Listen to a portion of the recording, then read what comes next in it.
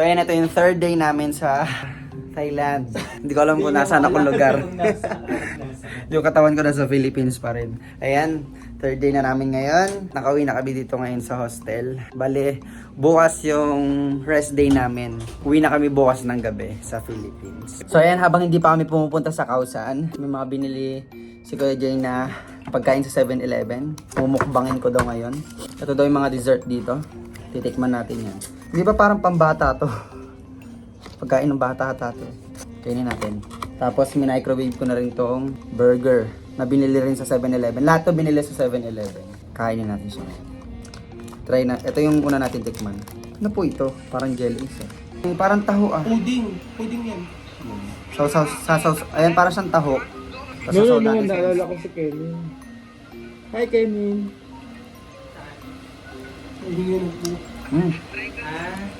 Parang siyang gatas. Gatas talaga to. Pero, ang sarap. Magkano po to? 22. Yan, 22 baht guys.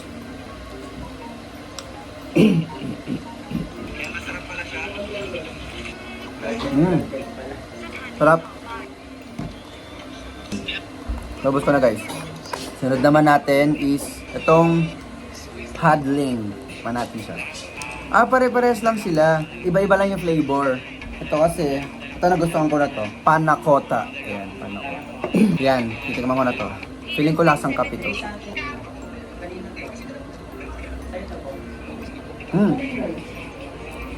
Medyo hindi ko gusto to. Iba yung lasa, ang weird. Ay, shit. Kuya, isang nga po. Guys, pasensya na kayo kasi si Dominic eh. Ano eh, may malaking mayayaman eh. Upo ka dito sir, upo ka dito. Naka-live pala siya. Ayan. Medyo hindi ko gusto to.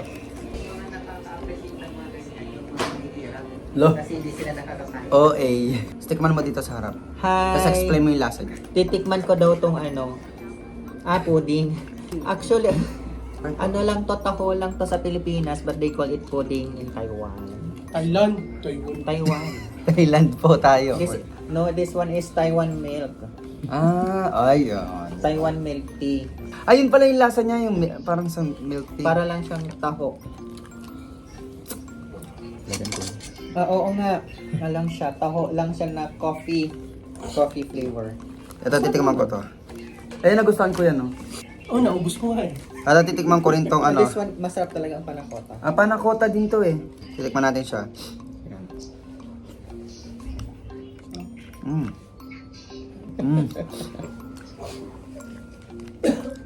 Yan o.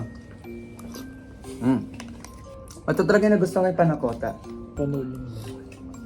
Iba-iba naman talaga panulong. Mas nakalala mo yun ako. Ayun, susunod natin titikman itong ano. Hindi ko alam to. Thai pudding with sogo. Sogo? Sago. Sago pala, sorry. Parang Thai lagi ka pudding with sago. Parang lagi ka sa sago. Tab Team Crop. Ayan.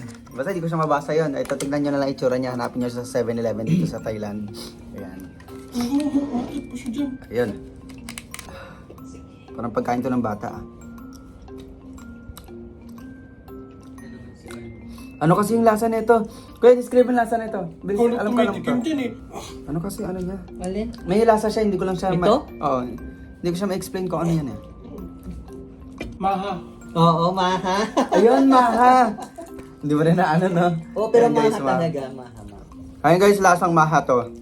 Pwede pala yun, pag samay ng sagot sa maha, no? Pwede naman. Hoy.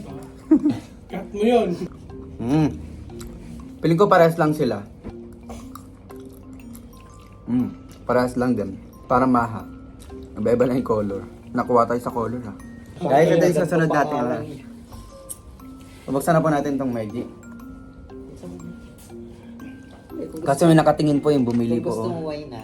Gusto mo mangga, Dominic? Char lang. Avocado? Po, sige lang po. Ayun, sasunod na natin ito, burger ng 7-Eleven. Chicken steak burger easy taste brand. Ayan, oh. Yan, hanapin nyo to guys sa 7-Eleven dito sa Thailand. Ito na, open ko na. Bilis. Hugasan ko lang. Yon. Bali, microwave ko na siya guys. Mana natin siya. Ito na. Malinis na mo. Magmamaylo ka ba? Siyempre yung lasa niya lasang steak kasi steak yun nandito. Ay, finish na to? Done. Masarap po. Maanghang guys. Pag kung may ligay sa maanghang, pwede sa inyo tong burger steak ng ng 7-Eleven. Malaman din siya oh. Lidora, the Explorer. Malaman. Hindi siya tinipid. Good morning guys. Ngayon, 4th day na namin dito sa Thailand. Yan, mamaya uuwi na kami ng Pilipinas. Parang alam mo yan ang tamlay na natin kasi pauwi na tayong lahat. Back to reality na naman. Laban ulit sa buhay, B. Tapos si Kuya Jay, babalik ulit ng Saudi. Pero iiwan na namin siya dito sa Thailand kasi may pupuntahan pa po siyang... hindi ba tuloy? May pupunta pa siyang ibang bansa. Last day na. Ngayon nag-aalmusal muna kami. Nag-aalmusal muna kami. Dito sa hotel na to guys, tawag doon, may free breakfast siya pagka umaga. From 8:30 to 10:30 a.m. Bali mga breakfast nila ganito.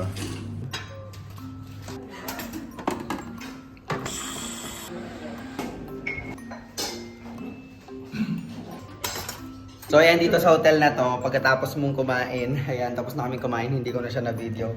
Pagkatapos mong kumain, ikaw na rin yung maghugas ang plato mo. Pero may mga contract kami. Sino yung first day na naghugas? Si Jay. Si Kuya Jay, first day siya, naghugas siya ng pinggan. Second day, si Kuya Jesse. Third day, si Kuya Nigel. At saka, ako na yung pang last day. Kaya yan, maghugas muna ako ng pinggan.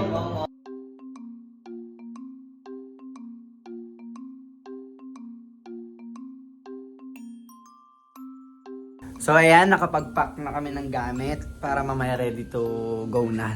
Para mamaya ready to go na lang kami. Yung mga maleta na yan na nakikita nyo, ibababa na namin yan sa lobby. Ngayon, konting hotel tour tayo.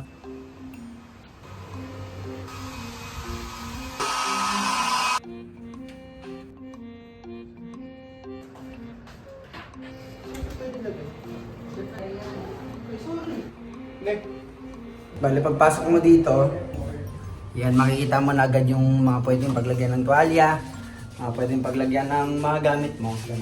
Ay, may bunk bed din dito, 2. Tapos, syempre, may isang master bedroom. King size bed. Syempre, yung CR namin, ganito din yung itsura. Ganyan.